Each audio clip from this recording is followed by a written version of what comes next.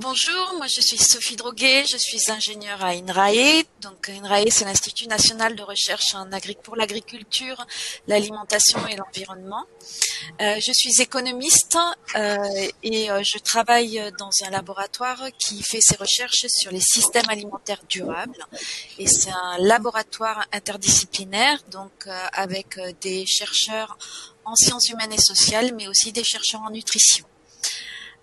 Donc moi je vais vous parler de résidus de pesticides, de la qualité sanitaire des aliments et un peu de bio aussi. Donc les économistes, alors comment on fait ces choix de consommation? Alors pour les économistes, en fait, les choix des produits par les consommateurs se fait sur plusieurs critères. Vous avez le prix du produit évidemment qui rentre en compte, mais aussi le budget du consommateur qui va influer sur ses choix.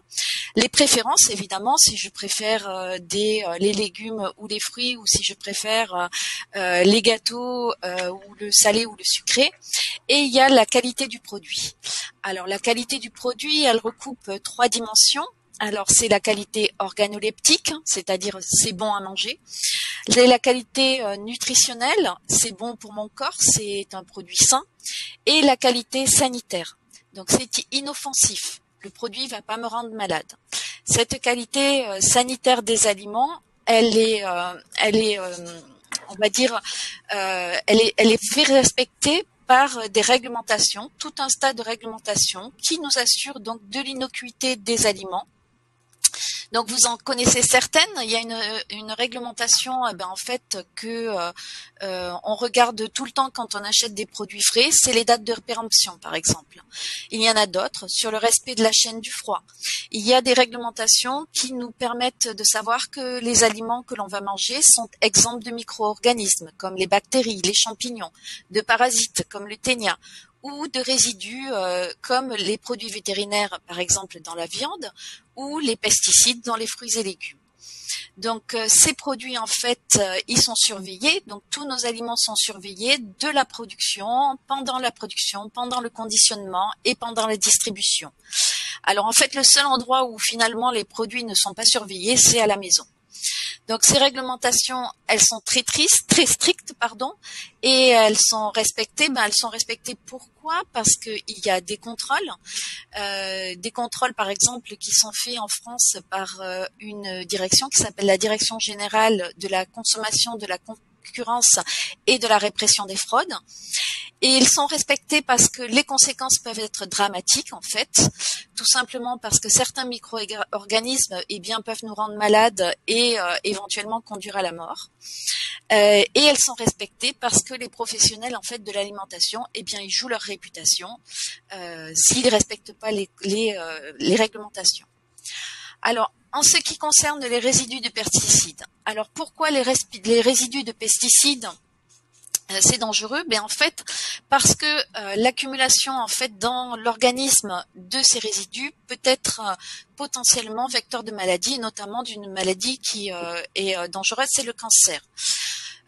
C'est une dangerosité qui est assez pernicieuse parce qu'en fait, on connaît mal les effets à long terme et on ne connaît mal surtout les effets, ce qu'on appelle les effets cocktails, c'est-à-dire l'accumulation de plusieurs pesticides, plusieurs différentes molécules en fait. Mais il y a des réglementations qui vont nous protéger en fait de ces pesticides. C'est ce dont on a parlé, c'est les limites maximales de résidus de pesticides.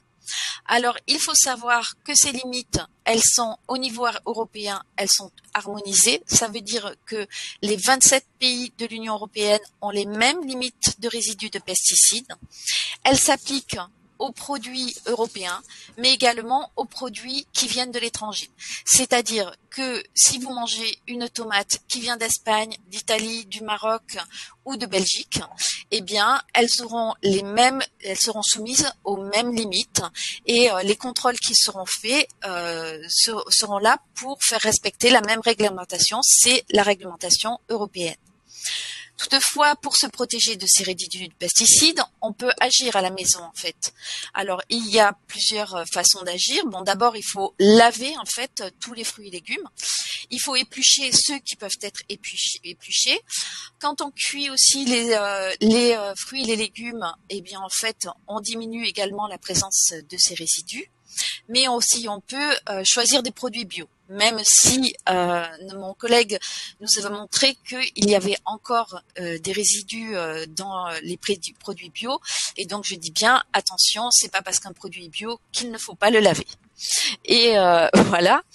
Donc en ce qui concerne, donc je voudrais revenir un petit peu aussi sur ces produits bio puisque ça fait partie des questions que l'on m'a posées.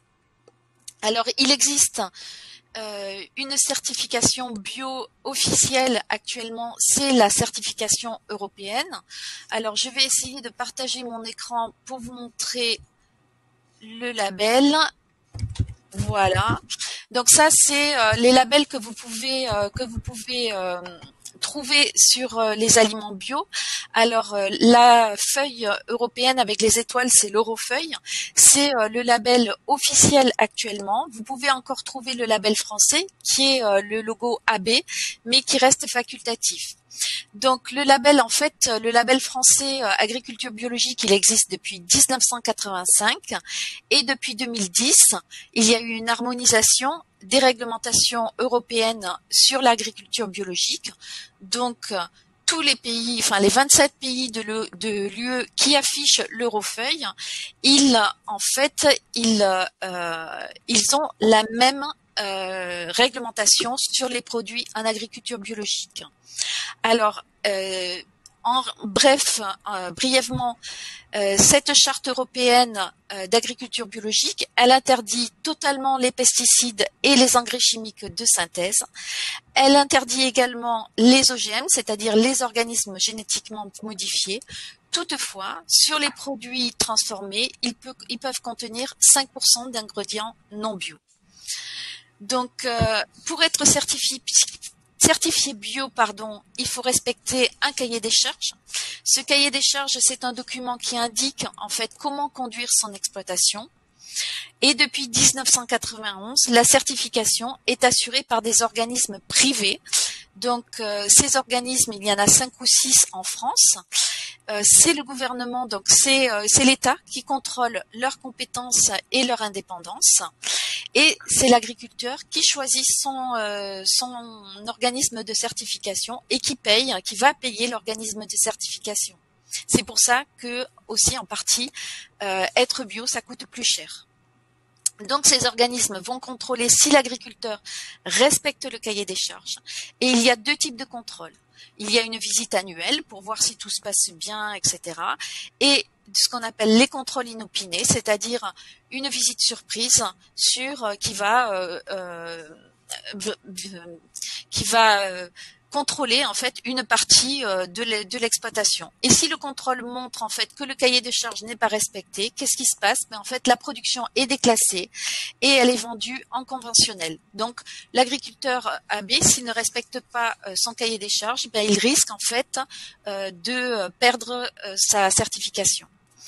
Donc, les produits bio venant de l'étranger, ils doivent faire également la preuve qu'ils respectent le même cahier des charges que les produits européens.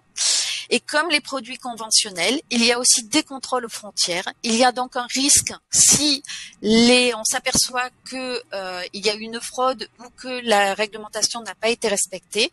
La marchandise est soit détruite si elle ne peut pas être renvoyée, ou alors elle est renvoyée dans son pays d'origine. Alors, il y a 11 pays qui sont exemptés en fait de ces contrôles parce qu'en fait, ils ont une réglementation équivalente à celle de l'Europe. C'est l'Argentine, l'Australie, le Canada, le Costa Rica, les États-Unis, l'Inde, Israël, le Japon, la Nouvelle-Zélande, la Suisse et la Tunisie. Donc, en conclusion, en fait, les réglementations sur les aliments protègent le consommateur à tous les niveaux de la filière agroalimentaire. Les réglementations sur les résidus de pesticides, elles assurent l'innocuité des aliments en la matière. Et si on veut être sûr de l'absence de résidus chimiques dans ces aliments, il faut soit éplucher et laver ces fruits et légumes, ou acheter des produits bio. même s'il faut les laver également.